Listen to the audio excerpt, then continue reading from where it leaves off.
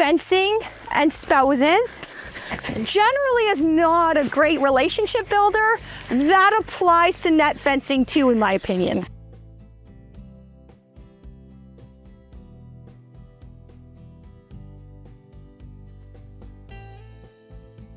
So I have 3 different styles of nets here for you to look at. They're all different. These ones are 30 plus years old. We bought secondhand from a neighbor that was getting out of sheep. These are my favorite because they're the lightest, and I do 99% of the net fencing, so I like light. We won't go there. What I have learned is how you hold the net can either make the job really, really easy or super painful. And watching somebody do the job that doesn't hold the net well is also painful. I find I can do nets by myself faster than working, because some people work together, than working with Brad, personally. So I'm right-handed. I always keep the poles on my right so that I can step them in and walk back. So the biggest thing for nets, I mean, like Brad said, we always bush hog trail so that this doesn't happen, is making sure that you have it tight.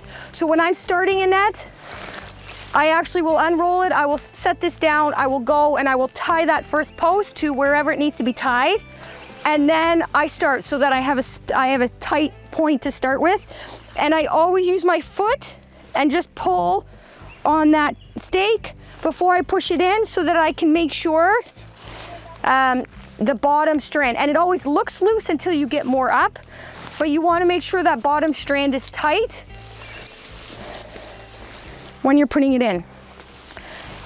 Shockingly, I was actually hoping it was going to rain more so that this would be easier, softer, and that's pretty much how I do it. So the one comment I would make, Karen mentioned that she, ties this off and then walks. If you're working by yourself, and you're going a long distance, oftentimes it's easier just to lay the fence out, pull it snug from the end, as long as there's nothing to catch on the fence, and then walk back and put your pickets in.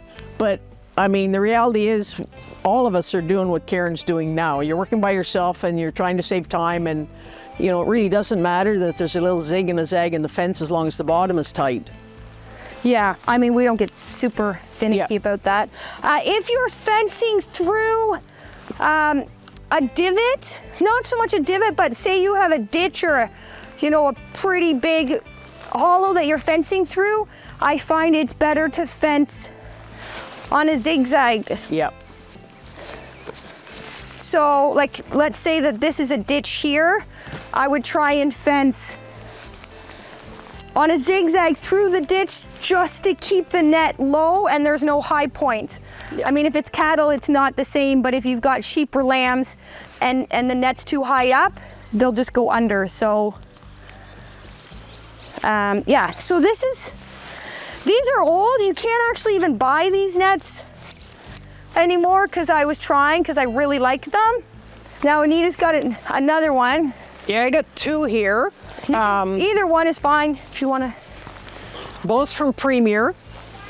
This is again a double stake like that, a much sturdier fence in the sense that it has heavier vertical struts. So compared to that fence, I want you guys to comment, because you guys actually prefer that. So I'm going to set up a few stakes to show what, like this one is really, really important to have that bottom, like to pull out the stake before you push it in, because if you don't, can I do those? It will droop. I find a lot worse than that one. Yep. Is it caught? Here, just take that.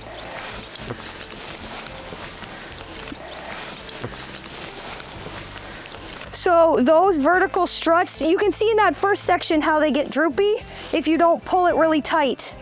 So these ones are really important that you pull it tight before you step it in. Yep. if you're fencing up and over dips and mills, the net will show the big deal this a lot more.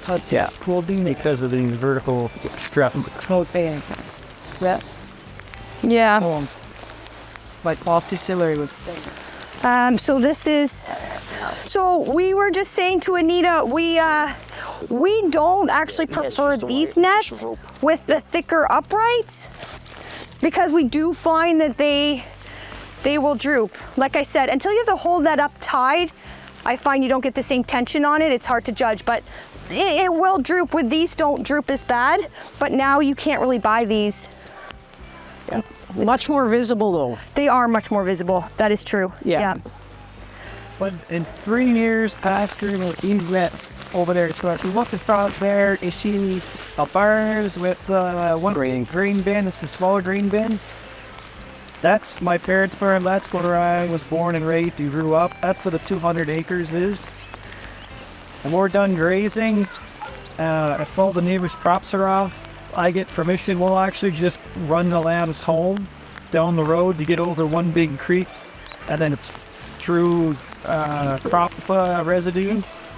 Last year, we didn't get permission because of new ownership change, and we actually had to load them up and Truck bring them out in there. But in 3 years where I was going with this, I haven't had a predator loss ever. And there's been snowfalls when I'm grazing, and I can see the coyote tracks On the away from the nets, making tracks, just egging on my dogs. And I've never had a lamb. I shouldn't say that. I've had the lambs dead. If you get to turn the power on to that, the lambs know within 12 hours they'll be out. Yeah. But I haven't had predation losses to come this net. And there's no hard fence. It's just wide open over there. I mean, I have one net holding them in, or they're in this 8-foot tall corn on both sides of me. Yeah. But we do keep them moving over there. Like, things are changing every 3 to 4 days, right? So that also limits your coyote exposure when things are constantly changing.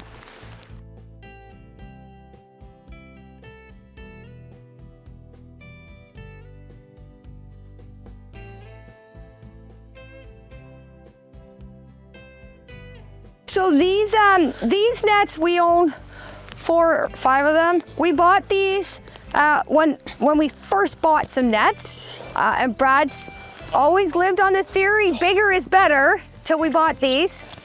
I hate them. I refuse to use these. They're too big. They're really heavy. They're a single stake, and not only are they a single stake, but they're a really big single stake. So if you're going into like a gravel patch, they're convenient because you only have one stake to put in and you just use it to drill. But if I'm using them like to pasture over the lambs, I can't put these up myself because I can't hold them. I definitely can't pick them up. I have to lay them all down and then come back and pick them up. And they're so hard to push in the ground when the ground is dry or clay or ever. So yeah, this just gives you another option. I don't recommend them. Taking nets down is also important to do properly, because if you don't, when you go to put them back up, it's a nightmare. So you never start like one person at each end, because that's a disaster. I just walk, hold them out. That's why I like the light ones. And I'll use my foot if it's dry or they're hard to get out, and just give it a little bit of a tap, and it actually loosens it and makes it quite easy. And you want to keep it away from you so that you don't get your feet tangled in the string.